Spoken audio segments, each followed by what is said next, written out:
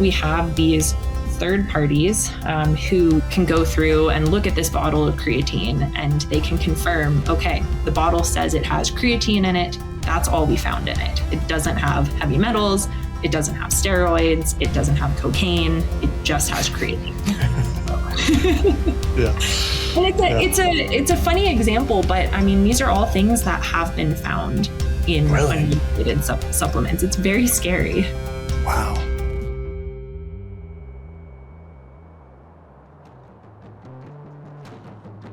If you're enjoying the show and want to take the next step in your training, join our newsletter and receive a free 4-week sample training plan. Head on over to uphillathlete.com/letsgo, and once you sign up, you'll instantly get a link to try out some of our most popular training plans. It's a great way to get a feel for how we train our athletes for big mountain goals. Check it out at uphillathlete.com/letsgo. That's uphillathlete.com/LETSGO.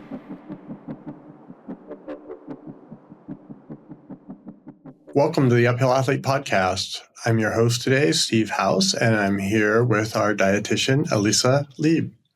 Alyssa, thank you for joining us again. And today I want to ask you what we look for when choosing a supplement. In a previous episode, we talked about smart supplementation.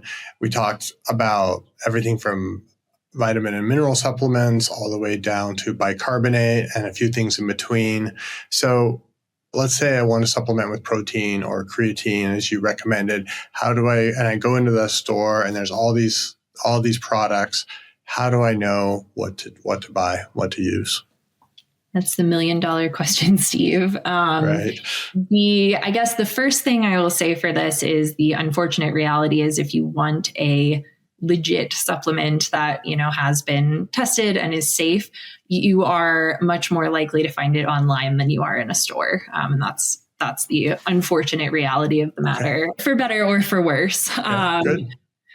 But my general approach to supplements is there are a few questions to be asking yourself before you decide to take a supplement and as you choose one. And I'm happy to talk through all of these questions in more detail, but just as an overall overview, question number 1, does the supplement do what it says it's going to do? And the caveat or the sort of addendum to that is it something that I need a supplement to do versus can I get that from somewhere else? Like the second, food. Exactly, like food or sleep. I know that's a really big one I see is all of these supplements that, the purported benefit is improve your energy levels, which is great. But the number of athletes I've talked to who are struggling to get 6 hours of sleep a night, who are turning to some of these supplements. My question is, well, can you prioritize sleep a little bit better? No supplement is going to, overcome that physiological need to just sleep. So does the supplement do what it says it's going to? And is that something that I actually need? Is the supplement safe? So there are sort of 2 components to that we can dive into. And then the final question, I think this is a really important one that gets overlooked a lot of the time, but does it fit my budget? The reality is a lot of supplements are very, very expensive, and ultimately, I can't make that decision for you. But, for some people, if you are not in a financial position to spend $200 a month on supplements, there's probably another route you can take. Okay. So I need to know if it's going to do what it says it's going to do. What would be an example of a supplement that we might want to take that it's not really, that it's difficult to shop for? Yeah, I think collagen is a good example of this. And, this is especially one that I bring up because it is so common for people to hear, oh, well, collagen is good for my joints, so I'm going to take it. The reality is we don't have that great of data pointing toward collagen being beneficial from a joint perspective. Collagen is pretty well researched, and it's pretty well established that it's effective for things like skin, nails, hair, that sort of thing. But when it comes to actual joint health, the research is very mixed. So, for every research study out there that says, hey, we gave all of these people collagen and we measured XYZ measures of joint health afterwards, and there was a benefit of collagen supplementation. You will also find a study that says, hey, there was actually no association whatsoever. So the research is very mixed. People on the internet love to cherry pick studies and say, well, you should buy my collagen supplement because it's backed by research. Here's a study that shows that it helps. But if you actually look at the full body of literature, that's not what the full picture shows. So I think collagen is a really good example there of, well, it might help, but it also might not. It may not do what you think it's going to do. So you've mentioned third-party testing of supplements. Why do we need that? Why is that important?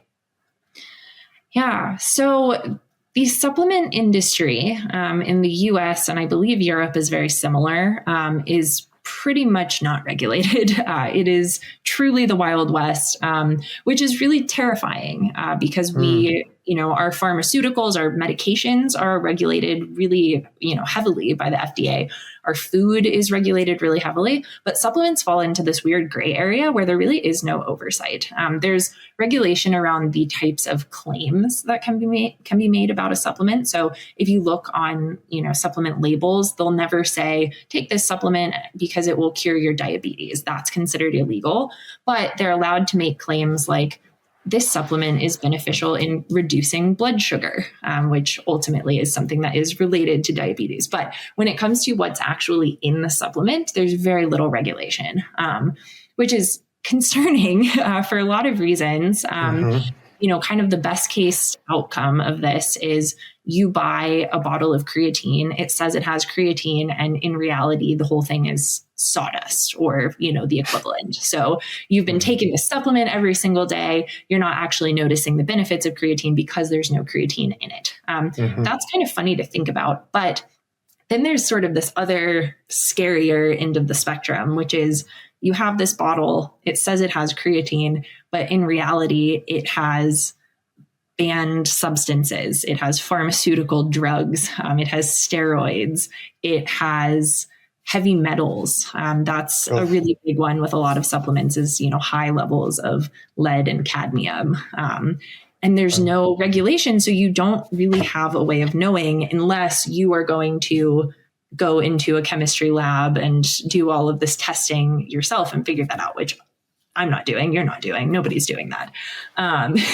So enter third-party testing. And essentially what this is we have these third parties who do all of that testing for you. And essentially they can go through and look at this bottle of creatine and they can confirm, okay, the bottle says it has creatine in it. That's all we found in it. It doesn't have heavy metals. It doesn't have steroids. It doesn't have cocaine. It just has creatine. Yeah. And it's a funny example, but I mean, these are all things that have been found in unregulated supplements. It's very scary. Wow. Okay. Well, you scared me into making sure that I have supplements with third-party certifications. That's for sure. I knew about it from competitive athletics where people get drug tested. They obviously have to be very careful that they're not getting something in a supplement that could trigger a drug test. Besides, assuming they're not taking any performance-enhancing drugs, which most aren't. So that made sense to me, but I had not heard or was not aware that this was such a big issue with kind of, let's say toxic ingredients. Yeah, it is interesting. And I think that like everything, there are trade-offs and we all kind of have our own level of risk that we are okay with. So similar to doing anything in the mountains, we have differing levels of risk willingness. And I think there are ways, does every single supplement you take have to be third-party tested? Not necessarily. I will say that when I am sending supplement recommendations to my clients, I always find something that has been third-party tested. If it exists, there are some kind of like functional supplements where there's only a couple of brands making them. And then it becomes this question of, okay, well, are the benefits worth it to outweigh potential risks of cross-contamination, that sort of thing.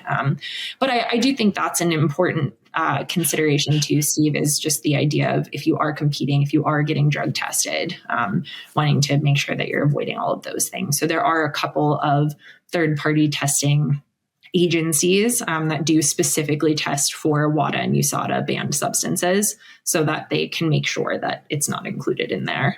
That's great. So what about supplements interacting with drugs that people might be taking for a pre-existing condition of some kind? I mean, a lot of the athletes that we work with are later in life. Many of us are taking some kind of medication or so on. How do we understand if, as a consumer, how do we know? Is there a way to check interactions? There's obviously ways to check drug interactions, but are there ways to check supplement drug interactions?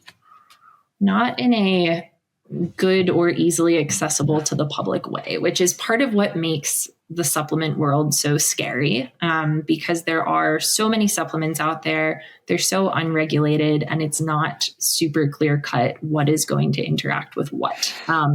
I'll give an example of this too, because it's not just drug interactions that we're looking at, but there could be a case where a supplement interacts with a type of food that you eat. So it's not always as clear cut that way. But a really good example of this is St. John's wort. So this is an herb, which I think a lot of people have a perspective that if it is natural, if it's an herb, then it can't hurt me. And that's not always the case. So St. John's wort is pretty well established, has demonstrated benefits on mental health, so reducing depression, anxiety. However, it can also react with a protein that we find in aged and fermented foods. So things like blue cheese, kimchi, tofu, like pretty common foods that people eat. And a potential outcome of this interaction is it can cause high blood pressure that is so high it is life-threatening. So it's pretty scary because I think a lot of people see that marketing for St. John's wort and they go, oh, I have anxiety. It would be really great if I can take this natural thing to just lower my anxiety. And in some cases, maybe that is, a preferred option to taking like an SSRI or some sort of pharmaceutical medication. But I think it is very important to just keep in mind that there are these interactions that maybe are not as obvious as we think. So in the context of taking a medication, I always recommend just talk to your pharmacist. They are the experts in drug interactions. And so whether it's food drug or herb drug or supplement drug, they are going to know better than pretty much anybody else because that's what they spend most of their training doing. That's a great tip. In the previous podcast, we talked about whey protein. And I know that this has been a product that has been found to have high rates of cross-contamination. Can you talk about that, how that affects us as consumers? Yeah, absolutely. So, I think partially I call out whey protein in this conversation just because it is probably the supplement that is most taken. And so it is something that can affect a lot of people. And studies have really shown they've gone in and basically taken a bunch of different whey protein supplements from different brands and done all of this testing. And they found really high rates of lead and cadmium, among others in these supplements. And this is an interesting, I guess, side note, because I know this is something that has come up in other things. Dark chocolate was under fire maybe 2 years ago for the same reason. There was all this testing finding that dark chocolate had these really high rates of lead and cadmium. And I will say from a personal experience, as somebody who is a connoisseur of dark chocolate, I actually went to the doctor and got my blood levels checked because I was a little bit concerned about it. And my levels were all completely normal, which I share here just to raise the point that everybody metabolizes these things differently. And so it isn't necessarily true that if you consume this lead contaminated whey protein powder, you're going to get lead poisoning and you're going to have health effects from it. But I do think that it's important for us as consumers to be aware that that is something that happens, that is something to just be aware of, and so that you can be the one who makes that risk assessment and decides, okay, well, I prefer to continue to eat my dark chocolate. And so because of that, I'm going to choose a protein powder that does not have lead, so that it balances out, or whatever that looks like for you.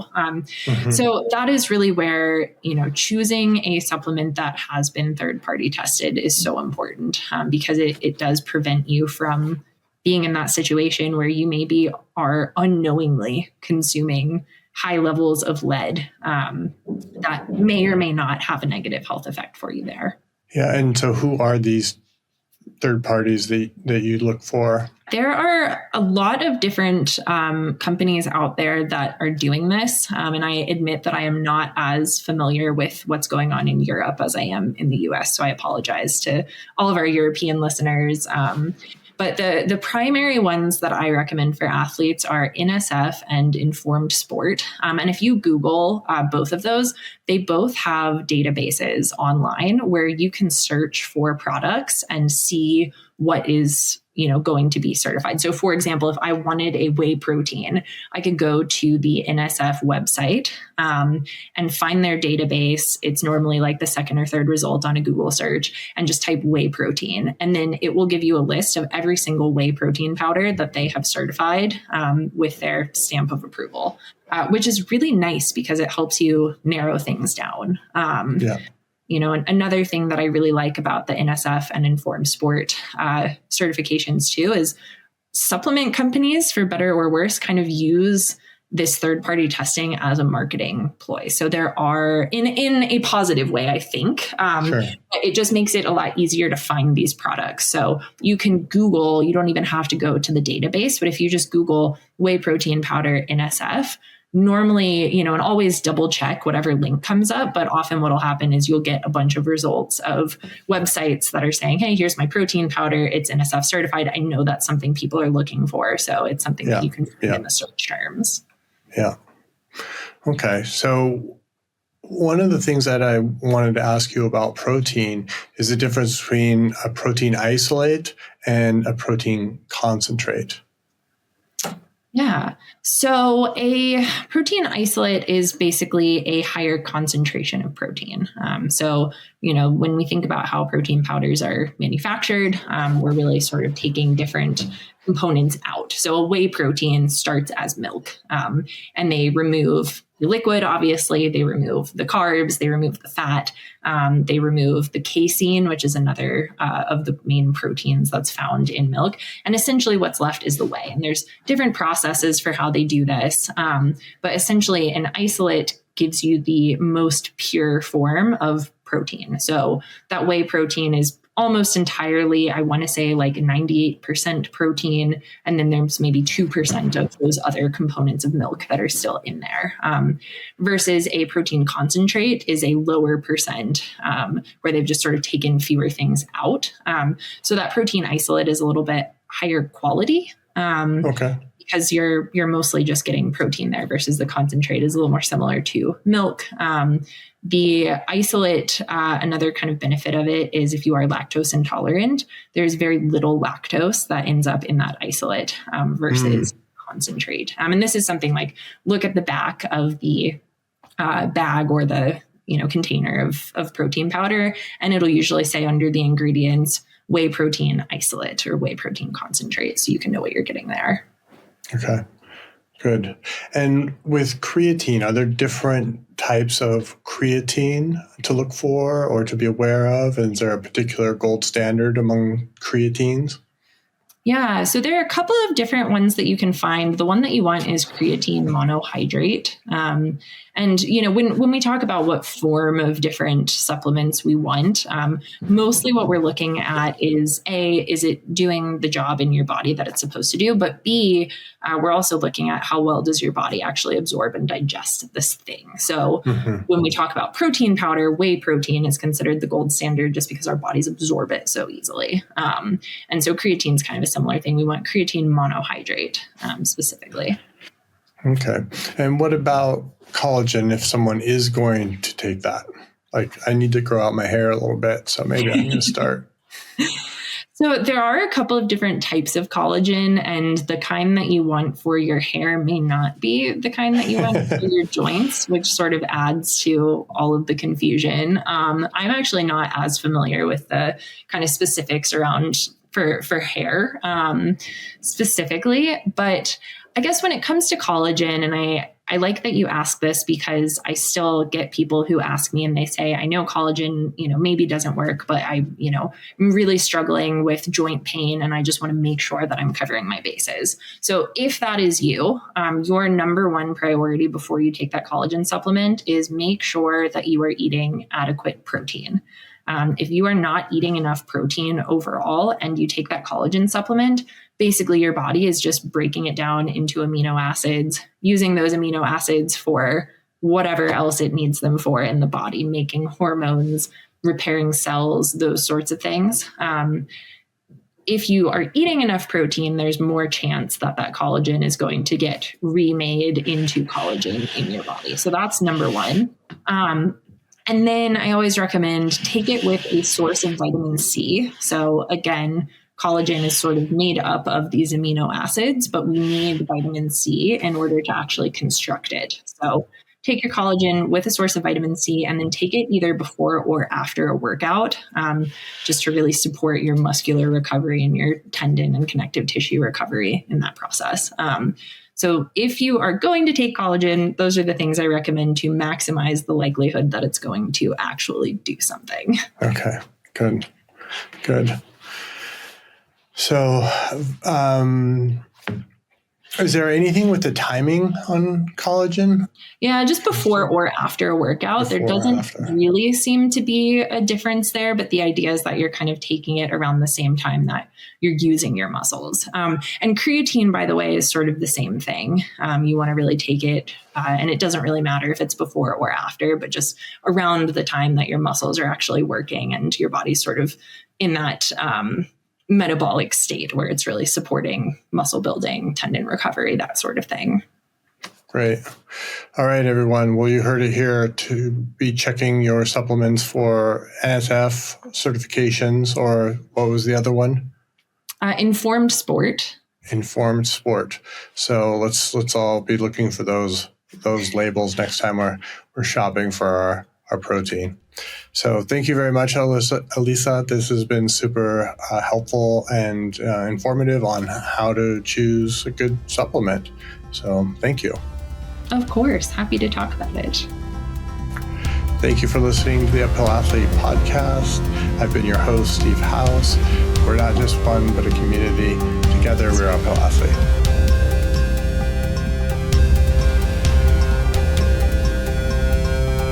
One of the most common questions I get is, how should I get started with training? Well, they say the first step is the hardest, so let's make that easy. We are offering free 4-week samples of our most popular training plans for mountaineering, trail running, climbing, and more. Go to uphill-athlete.com/letsgo to sign up for our newsletter, and you will not only get monthly insights on training for uphill athletes, but you'll also get a sample training plan. It's totally free, so why wait? That's uphill-athlete.com/letsgo.